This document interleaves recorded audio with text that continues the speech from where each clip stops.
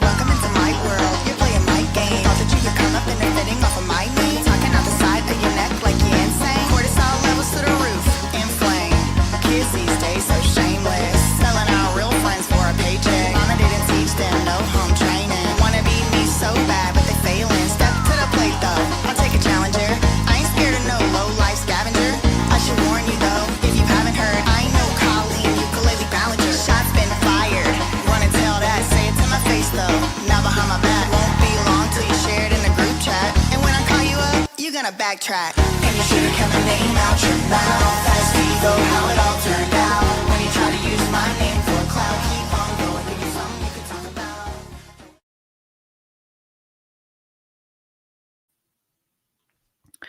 Okay. I'm trying something new. Hey, hello everybody. They just came out with like a new thing on where you can like live stream vertical and horizontal. I have no idea if this was a good idea, cuz like as soon as I pressed go live, stuff started going amiss. Things started going awry, some might say. Anyway, we're just going to go with it at this point cuz I'm live and I don't have a lot of time right now because guess what?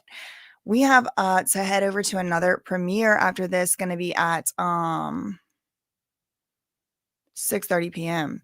So we have about 45 minutes to get through everything we need to get through. So if y'all are in the I don't know who's where. I don't even know if I did it right. It's like a new thing. I was going to also try to go to like live stream this to Twitter, but I was like, let's not get carried away.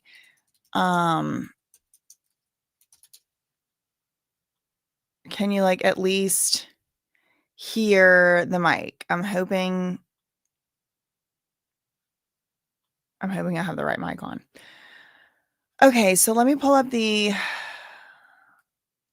article. Okay, so we're going to start with the Wendy Williams article, and then if we have time, then if we have time, I'm going to go over to some David updates. So first, Wendy.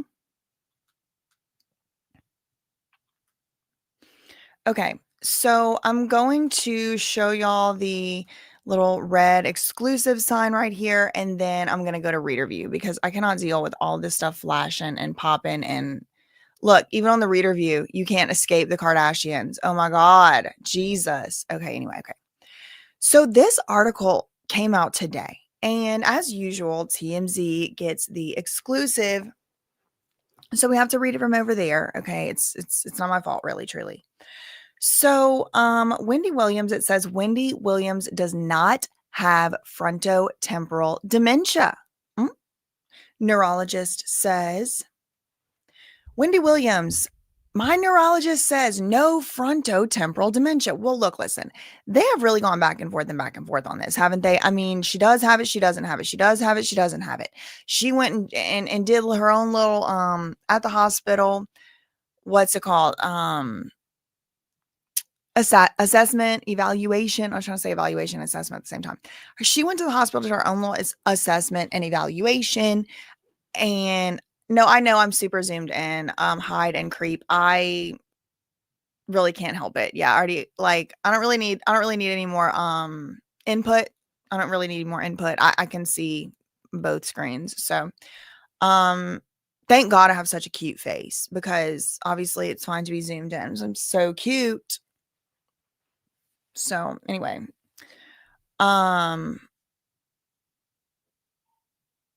yeah,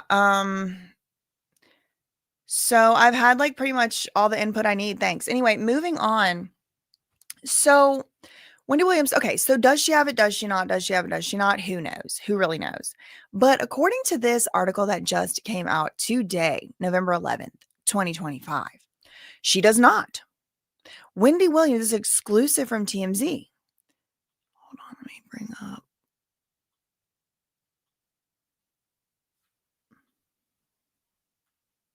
Wendy Williams does not have the medical condition a judge has used to justify keeping her in a highly restrictive guardianship or conservatorship. They're the same thing for more than 3 years. And this is according to who? According to a top neurologist. Sources with direct knowledge. Now, okay, who is that? Who is sources with direct knowledge? Please, somebody tell me. Sources with direct knowledge. Probably Joe Tacopina, if I had to guess. Tell TMZ. Wendy recently completed a battery of tests in New York City, and the neurologist concluded she does not have frontotemporal dementia. The neurologist provided Wendy's legal team with the results late last month. Okay, so yet again, we have Wendy Williams going to another neurologist and getting more tests and more evaluations. And yet again, we're getting different evaluation answers from what has previously been reported. Now, back and forth, these two parties have gone. Does she have dementia? Does she not? Now, Sabrina, what's her name? Morrissey, I think is her last name. Sabrina Morrissey will have you believe that. I mean, Wendy can't even leave the dementia floor. Okay. She's just not in her right mind in any way, shape, or form. And then, like, extremely on like the absolutely other side of the spectrum, you have Wendy out here saying, actually nothing's wrong with me. Let me out of this unconstitutional conservatorship, aka guardianship, because they are the same thing. Then you have this neurologist, whoever it was, and I'm still dying to know. Was that first doctor who diagnosed Wendy Williams, Dr. Daniel Amen? I've already done many videos on him. He was the one who was doing like brain scans of all the celebrities and telling you what your brain looks like on the inside and whatever. He also worked with who did he work with? He worked with, the Kardashians, Tana Mojo. Oh, no, it was Buzz Mingan, actually. But Buzz Mingan actually seems to have something to do with the Amen Clinic. I made videos on this. This is just all from memory. But I just wonder, there was a reason why I thought he might be somewhat involved in this. I think maybe he commented on it. I don't know. Anyway, maybe not. Maybe I just made that up in my mind. Anyway, moving on in this article, this exclusive article from TMZ says the findings conflict with an earlier test when, according to Wendy's guardian, right, the findings earlier from the Guardian said that Wendy tested positive for frontotemporal dementia. So we have conflicts. Does she not have it? Frontotemporal dementia, according to multiple experts to whom TMZ has spoken, never gets better. It's a degenerative disease. It does not get better. It can only get worse, this frontotemporal dementia. And that was part of the reason why they were keeping Wendy in this guardianship in the first place. They were trying to say she's only going to get worse from here. But Wendy's saying, I don't have that. Maybe if I had that, that'd be one thing. But I just got out of my evaluation that says I don't have that. So let me out. Wendy has exhibited remarkable neurological resilience since she became clean and sober 3 years ago. Although she still is, still locked in the guardianship. We're told Wendy's legal team will file legal documents with the court in the next 2 weeks. Okay, so this article again was published today. So by, I would say, the end of November, Wendy's legal team is going to file legal documents with the court, paving the way for a hearing where they will ask the judge to terminate the guardianship. If the judge digs in and refuses to end the guardianship, powerhouse lawyer Joe Tacopina will then demand a jury trial and ask jurors to free Wendy. Speaking of Tacopina, Wendy went to his son's wedding, and the son is about to get his second Stanley Cup ring because he is the data and analytics manager for the Florida Panthers. Okay. So what's going on here? Wendy's lawyer, Joe Tacopina, and I think they do have a picture. Oh, I think they do have a picture of me. Yeah, that's him right there. Oh, shoot. There's Wendy. There's Joe Tacopina, looking quite formidable. When was she at Fashion Week? This was September. So it is very interesting that they are over there at TMZ. I mean, they seem to be taking up for Wendy. they seem to be taking up for her. Let me just check out. Hold on. I gotta look into some of these comments because over the past few, I'll say, couple weeks, there's been some shenanigans going on in the live chats. So I just need to take care of it. I have some pretty good ideas of what it is and where it's coming from. Oh yeah, okay, yeah. Everybody that passes out, I guess, suffers from dementia. Yeah, Britney Spears had dementia too when she was 26 years old. Y'all notice that? Look at my new little thing I have. You might recognize this. It is from the Renaissance Fair. If you are tapped in, plugged in, and locked in to my travel channel, you would have known where this came from instantaneously. Hold on. Got some really good people to ban real quick. Okay. Anyway, this is actually a dandelion wish from the Renaissance Fair, and you're supposed to make a wish, but I never made a wish. I'm just using it as a wand. Okay. Okay, so yeah, that's kind of the gist here, right? Like they're going back and forth, and it's like, does she have dementia or does she not? Because she's saying, no, heck no, I do not have dementia. Hold on. She's saying, no, I don't have dementia. What are you talking about? No. And Sabrina Morrissey saying, and the judge too. Both of them are like, no, she can't possibly get out because if she gets out, then she's only going to keep getting worse and worse and worse. Hold on, I'm like changing this around in real time. Virgo things. Okay, maybe that would be better. Okay.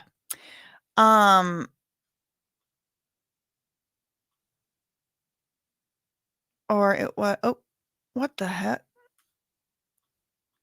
Excuse me. What in the viral virus? Girl. It's the hacking. The hackening. Hold on. It's like pop-ups. It's this TMZ website. Hold on.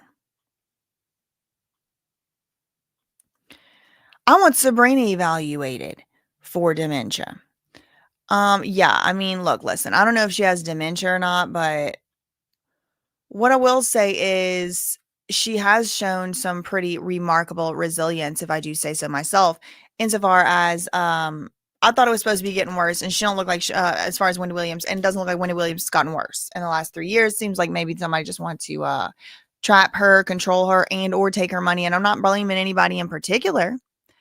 And I don't really know. I don't really know.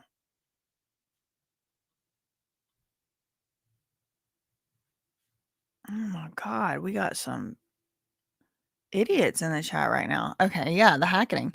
Okay, it's so funny to me that people wait like 3 to 5 days to say something in my chat, and then that's the best they can come up with. It's like, well, go make your next account, stupid.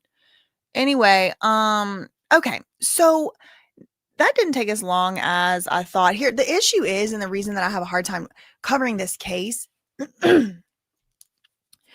is because all of the court documents are sealed in the guardianship, and a lot of the court documents are sealed. The important ones are sealed whenever it comes to the civil case as well, because it relates to guardianship records. So the only way that we can really get updates is from Wendy herself when she's out on an outing, or from her lawyer, or from some source close to the source at TMZ.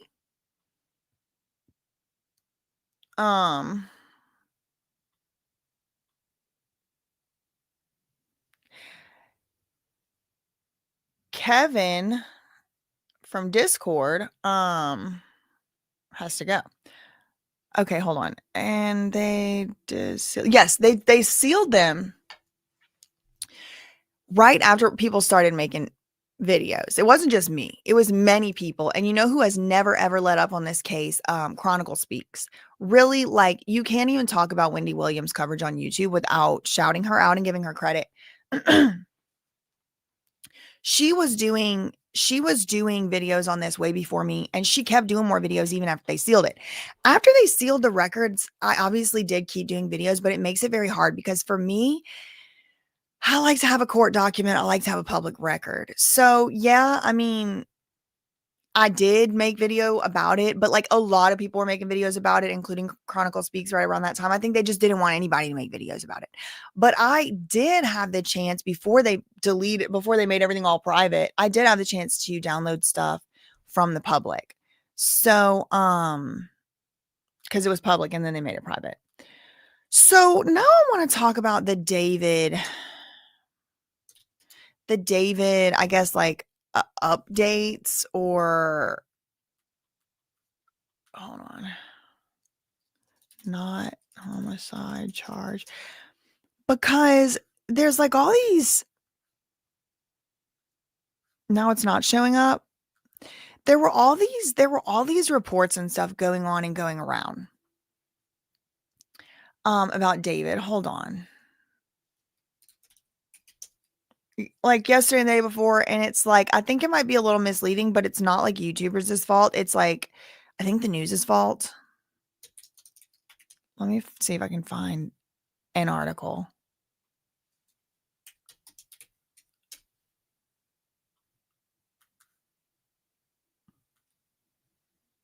Huh. It's crazy, the gaslighting. Okay, hold on. Oh, maybe I do have one of these. No, I don't.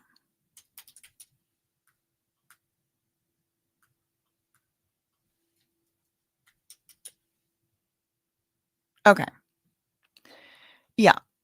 All right. So I've been seeing some articles and some things like this. This is from yesterday. Police standing by their statement in David Celeste Rivas case. Over 2 months ago. Oh, girl, what is all of this?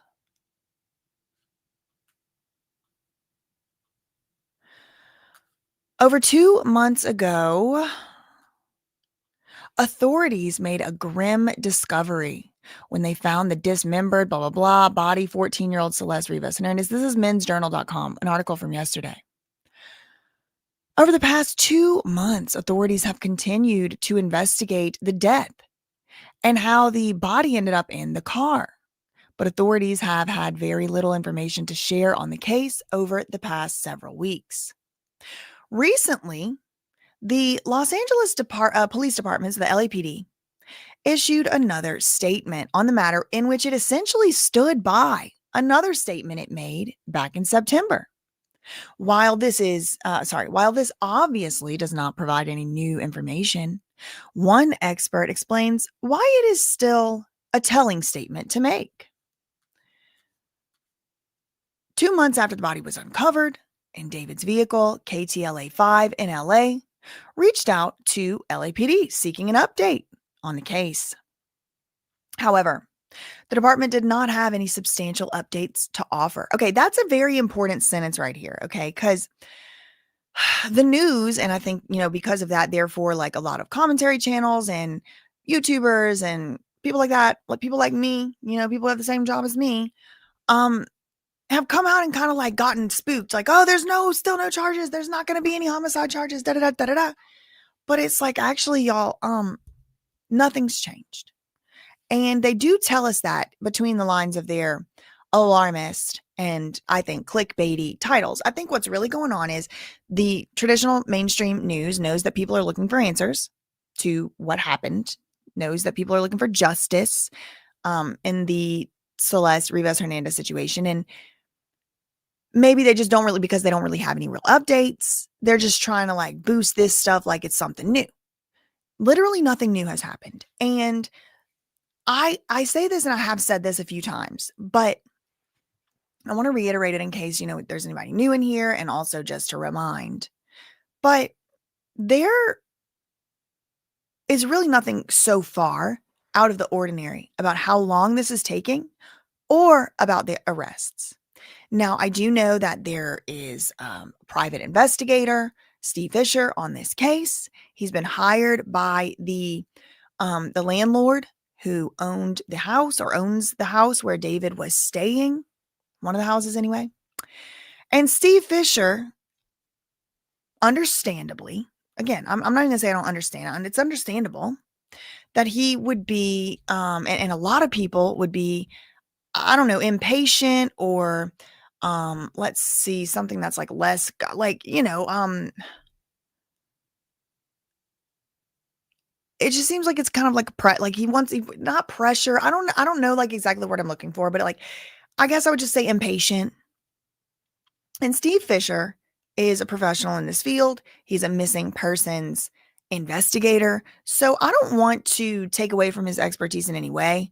Um, he has obviously and definitely found stuff in this case before the mainstream media, um, and stuff that the mainstream media never found, and then they have to end up giving him credit. So I don't want to take away from the fact that the man is obviously qualified and he might have reasons to think the things that he thinks. But he is a lot more, I would say, impatient to get the results back from the toxicology report than, for example, I myself am. Again, I'm not an expert in missing persons cases. He is. So please take what I am saying with a grain of salt. However, I do know that it does take a while to get toxicology reports back. I also know, like, let's consider the Amanda Rabb case for a moment. In the Amanda Rabb case, I wonder if I can do it. No, it wouldn't work that way. In the Amanda Rabb case, she died in May, and they got an original toxicology report, I think, back in June or so. Then September rolls around, and they get yet another, even with the reader view, and they get yet another um version, or like update. It's like another round of tests or something. I don't exactly remember. I mean, this is years ago I looked at this. But when the coroners and when the medical examiners don't get an obvious conclusive cause of death from the first pass, the first autopsy, whatever, they send it off to the toxicology testing, and then they probably do, a round or so of that. And then if that's inconclusive in any way, then they got to probably do more tests at like specialized labs. A lot of this stuff requires like taking tissues and petri dishes and growing things and testing things and oxidizing and centrifuging. And what Steve Fisher's point is that it doesn't matter what the toxicology report says, because eager, that's the word I'm looking for. Yes, that's a good word. Steve Fisher, and this is his, from what I understand, he can speak for himself. If y'all want to go to his Twitter, and you can read his own tweets. I've read them before here, but from what I remember, just paraphrasing, and Steve Fisher is kind of saying, look, it doesn't matter actually what the toxicology report says, because duh, something happened to her body. That's a crime. And it wouldn't have happened had she not been, and this is Steve Fisher's point of view and his perspective. I'm just kind of repeating it. He said it wouldn't have happened. She wouldn't have been found in a trunk had there not been this previous existing crime of an inappropriate relationship of an sexual nature between David and Celeste. Now, look, listen, I don't know if David and Celeste had an inappropriate sexual relationship, and it does appear from all public information we have, there has been a strong case made that they did have an inappropriate sexual relationship, but I personally didn't experience or witness that. I didn't see it. I did see them together on a live stream. I definitely could see how they could be, have been in an inappropriate relationship. However, I have to be very careful what I say over here, because what hasn't been yet proven as a fact, they will sue a YouTuber for it. Okay. So I'm not trying to get sued by Blair Burke. Okay. So I have to do all these disclaimers, but it is still true. It is still true. I wasn't there and I don't know. So Steve Fisher is saying it was a criminal relationship. It was criminal that he was in the relationship with her, and they were in a relationship. That's what Steve Fisher's saying. He's saying because of that, a situation was allowed to transpire, and that situation then resulted in this young girl being in the frunk of the Tesla. Steve Fisher is saying by virtue of the improper relationship, and that's what he's kind of characterizing it as, and by virtue of the fact that the body didn't put itself in the trunk, there's evidence of crimes. Hello, arrest. Okay, fine, fair. I'm not going to disagree with that. I'm not going to disagree with it. However, Um, what I will say is my perspective on these defense lawyers and how freaking good they are and how slimy and snaky they are has completely changed since I watched the Diddy trial. And since I've been keeping up with, or not watched it because it wasn't streamed, but like day to day, I watched it as it happened on the articles and stuff, updates from inside the court and all that. So Diddy got 4 years. Now, very importantly, there was no unaliving in the Diddy case as far as what he was charged with. There was no allegations of anything like that. But if I'm the LAPD and I really do want to have a strong chance of getting so I also got ahead of myself too, because I wanted to talk about the Tory Lanez case too. So not only the Diddy case, but the Tory Lanez case as well. I've seen how the lawyers, even on the government side, they can go back and forth about DNA samples, causes of this thing and that thing. Where's the bullet fragment? What's a bullet fragment? Like the stuff that I would never have even thought of. Stuff that I would have never even thought of. But that's also a similar thing to like the Diddy case, another criminal case that they had done. And it's kind of like, I can see why the police and the DA would want all their ducks in a row before they came after anybody for this, much less David, who is an actual famous celebrity who at this point is now a household name. Definitely not before. I never heard of him till this case. But Steve Fisher is kind of, I would say, campaigning. I don't know. Maybe he wouldn't appreciate that characterization, but advocating, I would say. He seems to be advocating for an arrest to be made, and he seems to be advocating for the arrest to be made on David. Because of this inappropriate relationship, and like at least arrest him on that. And I see where he's coming from. I really do, but I don't like fully agree. Like I would wait. It would be different if like 6 months had gone by or something, but it really has only been it really has only been 2 months. And I've already said it. I'm not going to start becoming impatient or eager or anything like that. Of course, I would like to see it.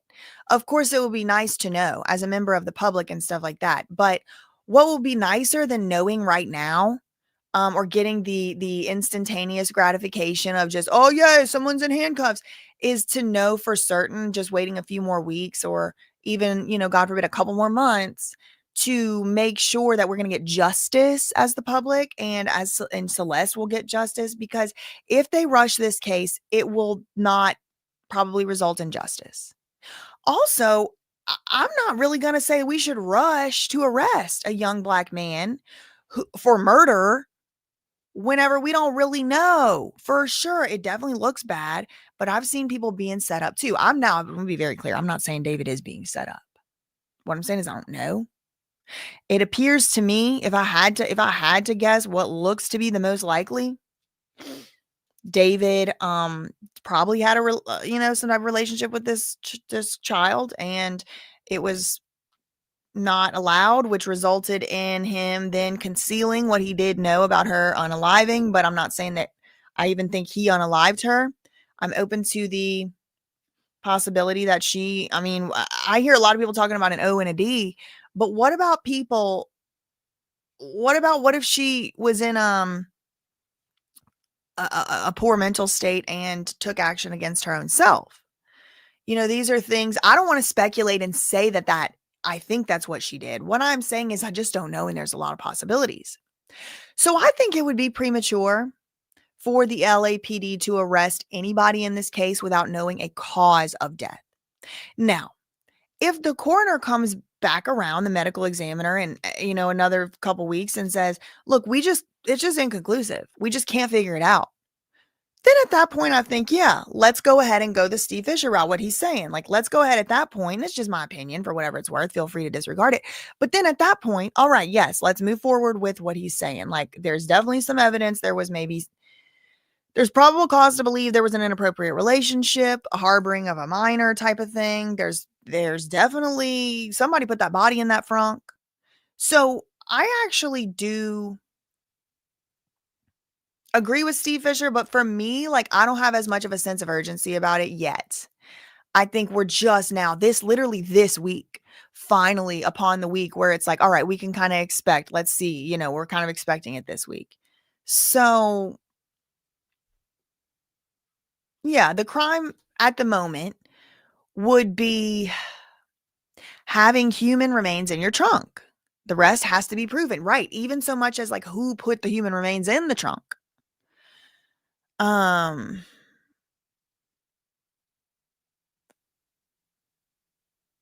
yeah. So let me see what's going on here. Shout out to Kay Voorhees, being a member for 5 months. Shout out to Lake Monstrous, member for 6 months. Shout out to DD Phone Home, member for 15 months. Free Wendy. Shout out to my cousin Angel Clement Gitchery, member for 6 months. Shout out to Joe. Thank you so much for the $4.99 super chat. BJ, my mother-in-law has the exact same dementia. It does go downhill fast, but in my opinion, Wendy doesn't have it. I've seen what it does. Right. Joe, I've heard this also before, that somebody would really have to have deteriorated a lot by this point. Like, she really hasn't deteriorated in 3 years, but if she had frontotemporal dementia, she would be out of it. And in that TMZ article, they even said it. They're like, oh, she's remained like remarkably she's remained remarkably resilient neurologically for somebody who's got frontotemporal dementia. And now we have Joe saying his mother-in-law has it. Riverside County is not the most honest. Yeah, I mean, there's all that too. So I don't really know. Okay, so let's go forward with this David update. 2 months after the body was uncovered in David's vehicle, KTLA in Los Angeles reached out to the LAPD seeking an update. We already read this part, but I'm just kind of like reading it again here. However, the department did not have any substantial updates to offer, telling the outlet that its news release stands on its own. So basically, they didn't give any updates. But this news article outlet, whatever, this men's journal is trying to be like, standing by their statement, and people are still no charges. The police double down. It's like, really? Not really. They're not saying anything differently from what I just said. They said, as of right now, because we don't have a cause of death, we really have no idea. Beyond, like, definitely somebody put that body in that trunk. We don't really know nothing else. And then every time a new news article, news organization, or a new private investigator comes and asks them again, they're just like, we're waiting for the cause of death then. We're waiting for the cause of death now. Now, reasonable minds can disagree on whether or not the police should be being more transparent at this exact moment. For the reasons that I outlined about like how good these defense lawyers are and stuff like that, and for the fact that I think that I only have this opinion for so long. After some amount of time, my opinion is going to switch to what is the freaking holdup. But for me, like, as far as like the timing goes, I'm personally right now, okay with the cops not really giving any more information yet, because truly the last thing that they said officially was, we really don't have anything for sure other than there's a body in a frunk. We don't know how it got there. We don't know who put it there. We don't know what events led up to the getting put there. And most importantly, we don't know how she died. We don't know when she died. We don't know where she died. So it really would just be playing like whack-a-mole. And I hope that in the back end, they are investigating and they are doing interviews and they are trying to get to the bottom of it. I mean, I don't particularly have a lot of faith in LAPD, because whenever I tried to call and report a crime being perpetuated upon a minor in LA, they told me they don't handle computer crimes. So they didn't care. So, I mean, I'm not necessarily optimistic LAPD is going out of their way to do everything by the book. I know for sure they don't always do that. Okay. I'm holding out hope that at least somehow, some way, at least once the medical examiner gives the toxicology report or a cause of death specifically is determined, I'm hoping that we do get some more information on that.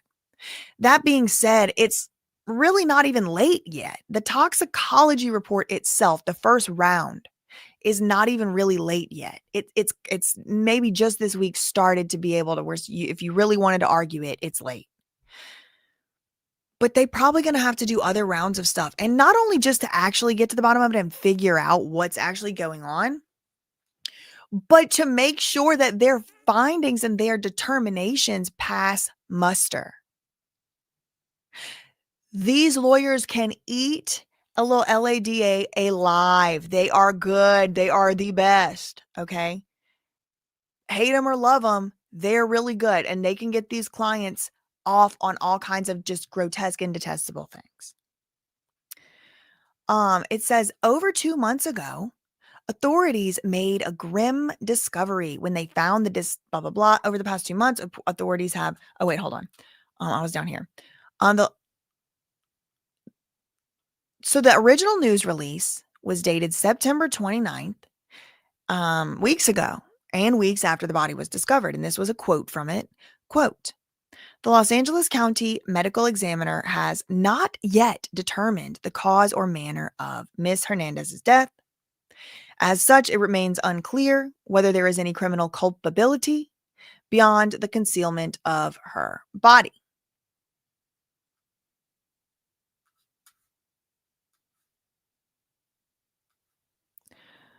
RHD, I think that's the Homicide Investigation Department, is thoroughly examining every aspect of this case to uncover the truth and seek justice for Celeste Rivas Hernandez and her family.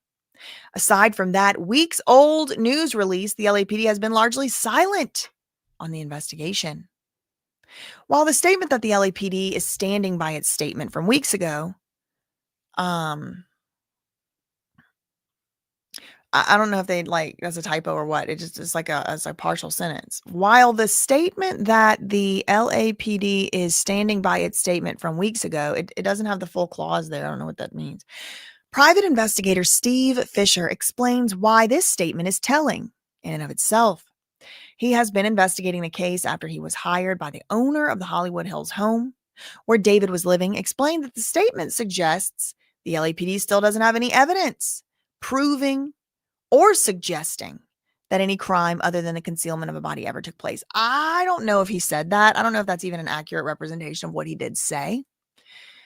Because certainly they have evidence suggesting certain crimes other than concealment of a body. And Steve Fisher would admit so himself and has admitted so himself because he says that there's evidence suggesting an inappropriate sexual relationship. He said that as recently as, or as early as a week ago at least.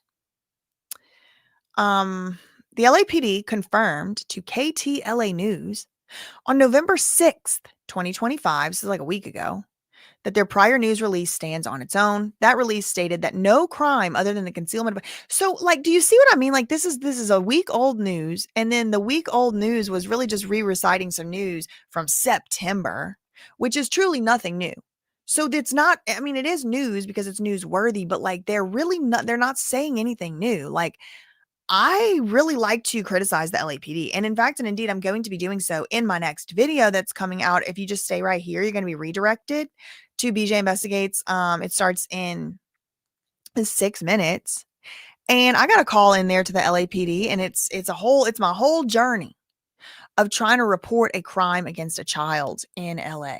And you will see that I have plenty to say in the negative, in the critical way about the LAPD. So I'm not out here standing with the Blue Line Brotherhood by any means. Okay, because I'll snap on them just as soon as I feel like it. But I just feel like right now it's a bit premature to be they're not doing their jobs when truly we don't know. I know in the past they haven't done their jobs on some cases. I know that they don't take computer crimes. I know they won't give you the identity of the dispatchers that don't know how to act. But this is kind of just regurgitating old news. It's like we can pressure the cops all we want, and then they can, try to do some little concealment of body, which is a misdemeanor. So that is that justice for Celeste to rush this and get a misdemeanor? In my opinion, no. Also, it's not justice for the public who's been dragged into this. Again, y'all, I just want to be very, very clear. At some point in time, a few weeks, a couple months, something like that. I don't know. I'll let you know whenever it happens. My opinion on this will change. They're not going to be able to get away with this for that long. But I feel like right now it's really like fine. That's my opinion. He wrote in a post on X, this is Steve Fisher. He wrote, the LA County District Attorney's Office confirmed no case has been presented to their office. And again, just to remind y'all, and if you didn't know this before, just so you know, once the LAPD brings charges and the LA, the DA, the district attorney decides to bring the charges, they only have like 48 hours or 72 hours to bring it to a judge. And then David gets to walk free, or whoever they arrest. The statement neglects to mention another aspect of the case that Fisher thinks is worth investigation. It's worth noting nowhere in the press release or any official statements has there been mention of an investigation into the relationship.